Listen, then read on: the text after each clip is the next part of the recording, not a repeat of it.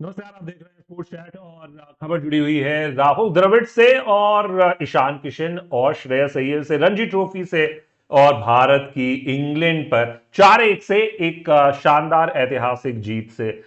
लेकिन इस जीत के बाद आपको राहुल द्रविड़ के बयान तो पता ही चले होंगे, या फिर आपको उसके बारे में तो सुनना ही होगा। उन्होंने 11 सवालों के जवाब दिए हैं, वो सारे सवाल और जवाब हम आपको सुनाएंगे। लेकिन साथ ही साथ में कुछ जो अहम बातें हैं वो मैं शुरुआत में उसका हिंट दे देता हूं। जो उनसे सवाल पूछा गया ईशान किशन और श्रेयस अय्यर मामले पर, रणजी ट्रॉफी मामले पर, उन्होंने कहीं ना कहीं इनडायरेक्टली या फिर डायरेक्टली, उसका फैसला आप कर लीजिएगा जब आप उनका जवाब सुनेंगे।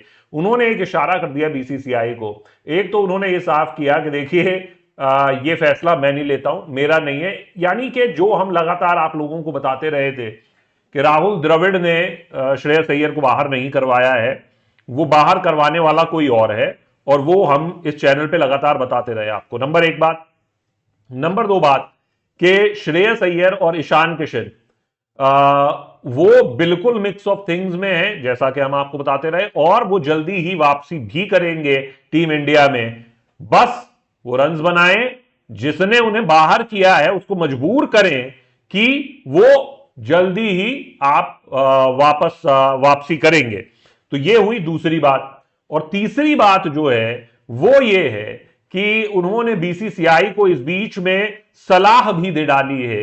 उन्होंने कह दिया है कि देखिए भैया, ऐसा है कि अगर आप प्लेयर्स की नहीं सुनेंगे और ऐसे खिलाड़ियों को अगर आप इस तरीके से ट्रीटमेंट होगा, तो देखिए अल्टीमेटली वो अपनी बॉडी को लाइन पे लगा रहे हैं। वो खिलाड़ी हैं जो सब कुछ अपना दांव पे लगाते हैं। मुझे नहीं लगता कि आप इन्हें ये 10-20 लाख रुपए का इंसेंटिव दे देंगे तो उससे कोई खिलाड़ी टेस्ट क्रिकेट में आ जाएगा, और होना नहीं चाहिए ऐसा। द्रविड़ ने बहुत ही दो टूक बातें दो साफ शब्दों में की हैं, और कहीं ना कहीं निशाना जो है वो उन्होंने लगा दिया है जिस पर लगाना है। लेकिन उसका फैसला आप कीजिए कि उनका निशाना किस पर है। क्या वो सिलेक्टर्स पर निशाना दाग रहे हैं? क्या उनका निशाना बीसीसीआई पर है?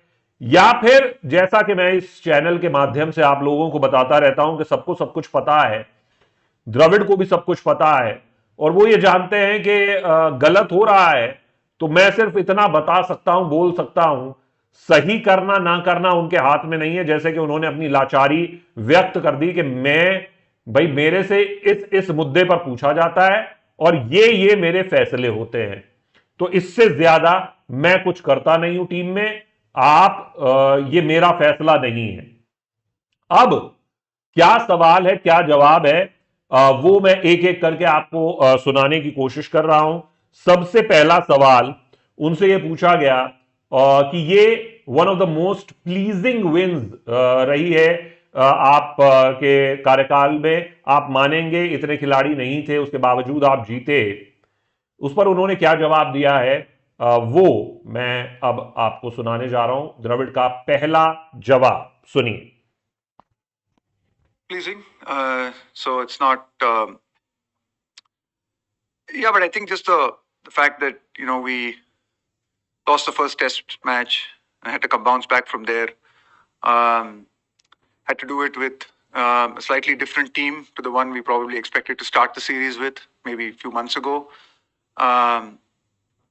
To be put under pressure at various stages, especially in the first 3 Test matches. The first 4 Test matches, and then to be able to bounce back from that, it does make you feel really proud and happy for the way the team's evolved, the team's grown, and just happy for the boys. I think in pressure situations, we've really found people to step up and be able to execute their skills to the top of their ability. तो ये उनका पहला जवाब रहा, वो आपने सुना। और यहां पर साफ तौर पे उन्होंने कहा कि देखिए जी, हमारे लिए तो सारी जीत जो है वो प्लीजिंग होती है। कोई एक जीत जो है वो ऐसा नहीं है कि वो ज्यादा प्लीजिंग है, लेकिन खुशी जरूर होती है जब आप पहले 4 टेस्ट मैचेस के बाद जहां पर एक अच्छी टक्कर थी वहां से वापसी करते हैं, तो एक ये खुशी की बात जरूर है। दूसरा सवाल उनसे पूछा गया कि बीसीसीआई ने इंसेंटिव्स अनाउंस किए हैं, और ये सवाल उन्होंने, जवाब सुनिएगा।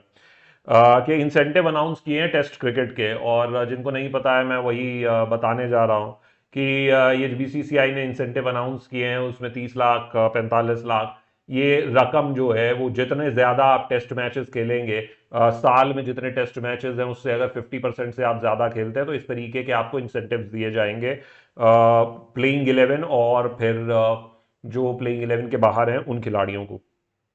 लेकिन इस पर जब सवाल पूछा गया कि ऐसा लेकिन इंसेंटिव अनाउंस करने की ज़रूरत ही क्यों है, टेस्ट क्रिकेट खेलने के लिए इंसेंटिव क्यों चाहिए, क्या यंग जनरेशन जो है वो वनडे क्रिकेट पे ज़्यादा फोकस कर रही है? इस पर द्रविड़ ने अपना जवाब दिया है। उस जवाब को आप जल्दी से सुन लीजिए, ये है उनका जवाब। You hope money is not going to be the incentive to play Test cricket. It's just nice. It's just nice that the hard work and how tough Test cricket can be is being recognized. So I wouldn't see it as an incentive to make people play Test cricket. I really hope not. I hope we'll never come down to that. Um, but I think it's just probably it's really nice to see that it's a recognition that this is a tough format and it's a hard format, and it takes a it takes a special person to do what Ashwin has done. Play 100 Test matches. You go through a lot. And rightly so. And you guys celebrated Ashwin today. You've celebrated Johnny Bairstow and Ben Stokes a few games ago, and um, because I think all of you recognize how challenging and tough this format is, and what it takes to be able to have consistency and to be able to survive the test of time in this format. We don't celebrate 100 T20s in the same way, do we? But yeah, so it's nice that the BCCI is, I think, recognizing that that it's just reward. I think it's not an incentive. I think it's a reward. Um, but uh, but no, I still really hope. I mean, looking at the guys who came in and played in this series, I think everyone wants to play Test cricket. I think people want to play Test cricket. Um, it's just a recognition of what you need to be able to do to survive and play in Test cricket. That sometimes, we need to. Only when you get here, you realize sometimes it's quite tough, and it's not easy, but it's extremely satisfying. And no, I still think there are people who, and especially series like this and test matches like the ones we've seen in the last 4 5 months, and if they're well supported and well documented by people like you, I'm sure that there'll be a lot of people still wanting to play test cricket. Yeah. तो अब इसके आगे बढ़ते हैं और अगले सवाल का रुख करते हैं, लेकिन मैं आप लोगों का ज़्यादा समय नहीं वेस्ट करूंगा, क्योंकि मैं जानता हूं कि आपका जो सारा फोकस है वो ये इस बात पर है कि आखिर ईशान किशन और श्रेयस अय्यर के एक्सक्लूजन को वो किस तरीके से देखते हैं। ये सवाल उनसे पूछा गया, ये उनका 9वां सवाल था। तो 9वां सवाल का मैं जवाब आपको पहले दिखा दे रहा हूं कि ईशान किशन और श्रेयस का एक्सक्लूजन वो सेंट्रल कॉन्ट्रैक्ट्स में से किस तरीके से देखते हैं। और उनसे ये पूछा गया कि आपने इन दोनों लड़कों को बचपन से देखा है, अंडर 19 डेज से वो आपके ट्यूटलाज में खेल रहे हैं, आप कोच रहे हैं, और अब आप इस सिचुएशन से कैसे डील करते हैं जब इन दोनों लड़कों को बाहर कर दिया सेंट्रल कॉन्ट्रैक्ट से, और कैसे आप उनको इन द मिक्स रखते हैं, कैसे आप उनके कंधे पे हाथ रख के कहते हैं कि सब ठीक है, सब ठीक हो जाएगा, क्या है आपका तरीका, क्या है? तो इस पर द्रविड़ ने बहुत अच्छा जवाब दिया है, और मेरे ख्याल में इस जवाब का मतलब आपको पता होना चाहिए। ध्यान से सुनिए, क्योंकि इस चैनल के माध्यम से हमने आपको कई बार ये समझाया है, बताया है कि द्रविड़ को आप ब्लेम करना बंद कर दीजिए। कम से कम मैंने ये कहा है इस मामले में, ये ध्यान से सुनिए। Obviously, defeats in India have been rare, and I just मैं वो जवाब पर आपको ले जाने की कोशिश कर रहा हूँ, और मैं वो सुनाने की आपको कोशिश करूँगा जल्दी ही कि आखिर 6 or 7 years since he got 5 year. I think in 2017 it was. He's hardly played a time.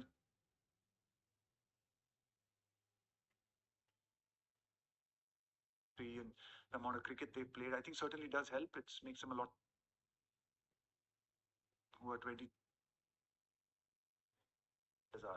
I'm involved in, and yet thinking, geez, man, VVS Lakshman is to walk out at that position. Player. But it was a braver option, and yes, we were brave, and we went with the braver option, and we decided to when required. So, and I think that's paid off. Yeah, I mean, they're always in the mix. Everyone who's playing cricket and domestic cricket is in the mix, and it's not that I don't think we've ever. I think firstly, I don't decide contracts, right? Contracts are decided by the selectors and the board. I think I don't even know what the criterias are. I'm involved in. People ask me my opinion on the 15, and me and Rohit select 11. That's how it works.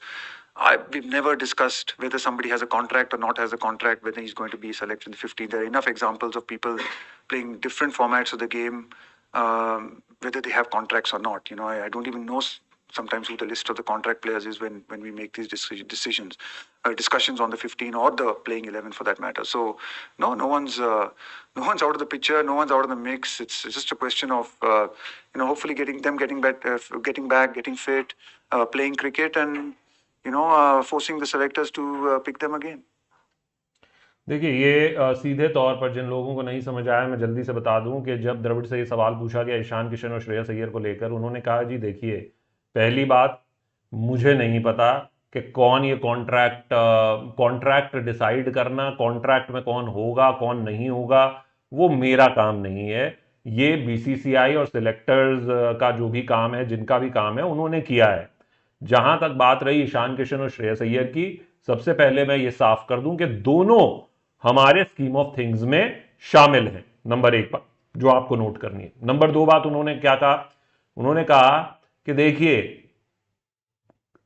बहुत से खिलाड़ी हैं जो contract में होते हैं, बहुत से खिलाड़ी हैं जो कॉन्ट्रैक्ट में नहीं होते, हम इन सब चीजों पे ध्यान नहीं देते। हमारे लिए खिलाड़ी अगर फिट है, खिलाड़ी अगर परफॉर्म कर रहा है, वो टीम में शामिल किया जाना चाहिए और हमारी ये कोशिश रहती है, हम उसके लिए मेरे से द्रविड़ कहते हैं कि मुझसे पूछा जाता है कि भाई 15 पे मेरे से एक ओपिनियन मांगा जाता है, सलाह ली जाती है, तो मैं अपना ओपिनियन दे देता हूं।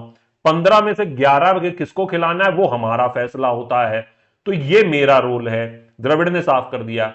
और चौथी बात उन्होंने ये कही कि जैसे ही ये दोनों खिलाड़ी फिट होंगे, अवेलेबल होंगे, परफॉर्म करेंगे, ये अपने आप ही फोर्स करेंगे इन लोगों को जिन्होंने उन्हें कॉन्ट्रैक्ट से बाहर किया है कि वो टीम में उन्हें शामिल कर ले।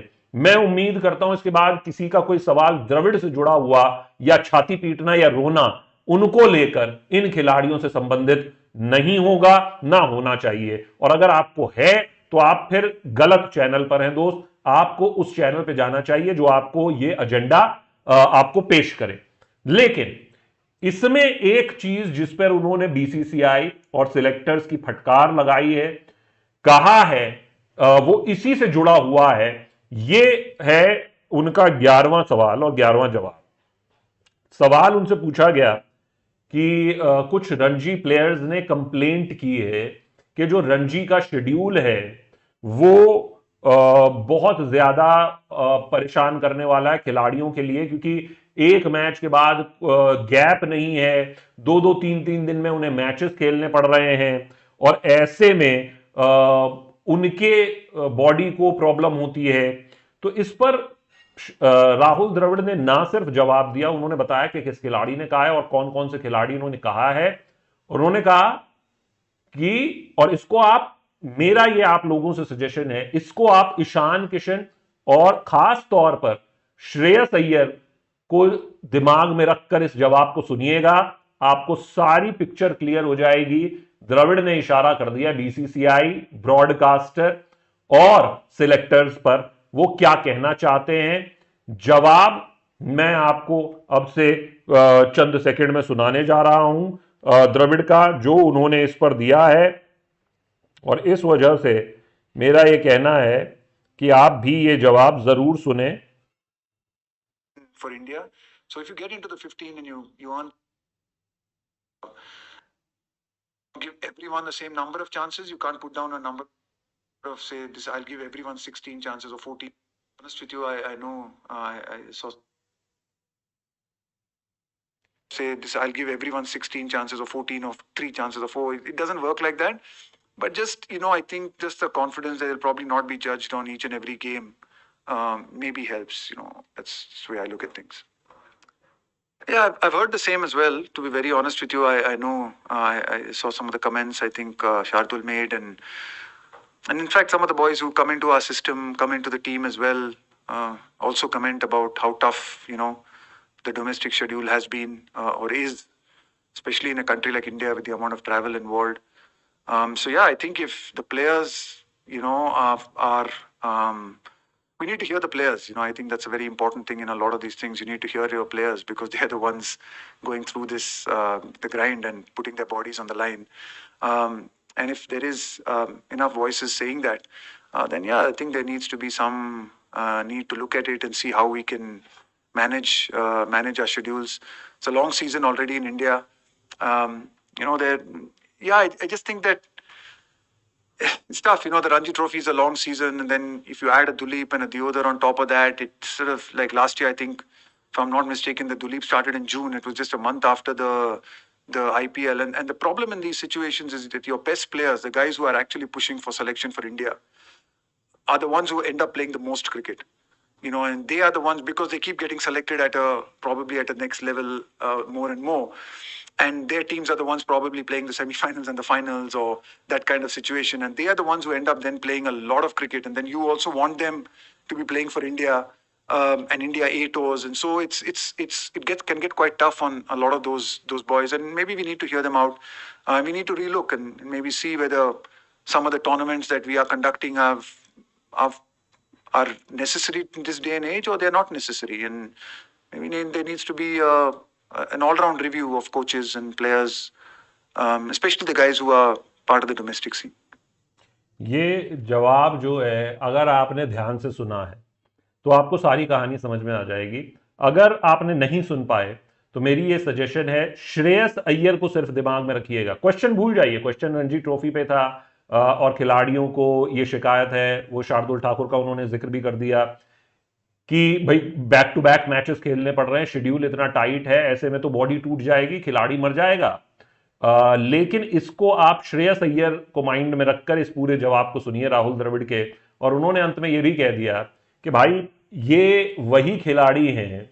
उन्होंने उसके बाद जो पूरा जवाब दिया, उन्होंने कहा कि बिल्कुल सुनना चाहिए, बीसीसीआई जो है उसको इन खिलाड़ियों को जरूर सुनना चाहिए, क्योंकि यही वो खिलाड़ी हैं जो आकर टेस्ट क्रिकेट खेलेंगे। और अगर आप उन्हें वहीं पे मार देंगे डोमेस्टिक क्रिकेट में, इस तरीके के टाइट शेड्यूल में, आप रणजी खिलाओगे, देवधर खिलाओगे, दिलीप ट्रॉफी खिलाओगे और हर इंडिया ए खिलाओगे, और ये वही एक ही खिलाड़ी हर फॉर्मेट, हर उसमें टूर्नामेंट में चुना जाएगा आपके डोमेस्टिक में, क्योंकि वही है जो परफॉर्म कर रहा है, उसको मौके मिलते रहेंगे। तो ऐसे में अगर भाई वो ब्रेक ले ले या कुछ हो जाए उसकी बॉडी को, तो नितिन पटेल पर्ची लिख देंगे कि नहीं जी हमारे पास कोई नई शिकायत नहीं आई। अजीत आगरकर कहेंगे जी हमारे को ब्रॉडकास्टर बोला है कि सारे खिलाड़ियों को खिलाओ जिसको इंटरनेशनल अनुभव है। एनीवे, पॉइंट ये है कहने का कि राहुल द्रविड़ ने इशारा कर दिया है कि बीसीसीआई को इसके बारे में सोचना होगा। बीसीसीआई को इस बारे में भी सोचना होगा कि जो इररेलेवेंट टूर्नामेंट्स हैं उनको उनसे छुट्टी, उनसे मुक्ति ली जाए और उनको बाहर किया जाए, क्योंकि खिलाड़ी जो है, ऐसे खिलाड़ी आप मार दोगे। 30 लाख रुपए देने से, 45 लाख रुपए देने से पर टेस्ट मैच, कोई खिलाड़ी जो है वो अपना शरीर नहीं बचा पाएगा। नितिन पटेल क्या करते हैं शरीरों के साथ लोगों के, खिलाड़ियों के, वो तो हम देख रहे हैं। 15 खिलाड़ी एक टाइम पे इंजर्ड थे दिसंबर 2022। 15 बॉलर भारत के सबसे पहले नंबर पे जिनका नाम आता है, जिन्हें सिलेक्ट होना चाहिए, और वो 15 के 15 नितिन पटेल के पास गए, सारे इंजर्ड। तो मेरे दोस्त, इसको बीसीसीआई को सोचना है। श्रेयस अय्यर और ईशान किशन, इस बयान से मैं उम्मीद करता हूं कि उन्हें हिम्मत मिलेगी, उन्हें ताकत मिलेगी। और मेरा यही कहना है कि ज्यादा कहां गलती है इस बयान के बाद, वो मुझे ऐसा लगता है कि साफ हो गया है। और यह भी समझ में आ गया है कि अगर ये दोनों खिलाड़ी आईपीएल में परफॉर्म करेंगे, इनके पास पूरा मौका है।